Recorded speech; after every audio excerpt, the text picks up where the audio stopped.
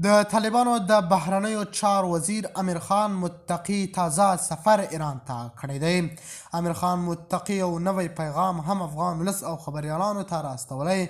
د طالبانو بهرنیو چارو وزیر امیر خان متقي ویلي چې په ایران کې له احمد مسعود اسماعیل خان او نورو سیاستوالو سره یې کتلي دي. امیر خان متقي وایي له دوی دواړه یې وهڅول چې هیواد افغانستان کابل ته راستانه شي.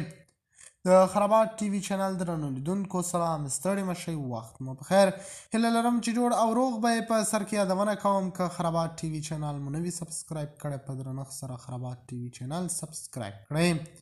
د اسلامي امارت د بهرنیو چارو وزیر امیر خان متقي په مشرۍ د اسلامي امارت پلاوي د مقاومت د جبهې له مشر احمد مسعود او په ایران کې د هرات ولایت له پخواني والي اسماعیل خان سره وکتل. په قطر کې د اسلامي امارت د سیاسي دفتر ویان محمد نعیم لخوا په خپره شوي ویډیو کې موټاکل احمد مسعود او اسماعیل خان سره د خپل ملاقات پخلی کړی دی. د بهرنیو چارو وزارت سرپرست په دې ویډیو ټیپ کې وایي هو موږ له احمد مسعود اسماعیل خان له قومندانانو او نورو افغانانو سره ولیدل. موږ ټولو ته ډاډ ورکړ چې دوی کولی شي پرته له کومې اندېښنې هیواد ته راستنه شي او په سوله کې ژوند ترسره کړي. د اسلامي امارت د ویان مرسل بلال کرمي هم ویلي چې د اسلامي امارت پلاوی په ایران کې له احمد مسعود اسماعیل خان سره کتلي دي.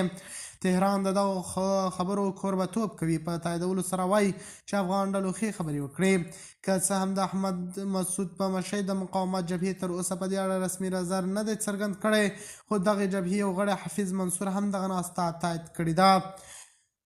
له بلې خوا ټولنیوز سرچینې تاییدوي چې د امیر اسماعیل خان او وراره عبدالقیوم سلیماني چې په ایران کې د افغانستان د سفارت مرستیال و، د بهرنیو چارو وزارت سرپرست لخوا دغه سفارت رئیس په توګه ټاکل شوی دی.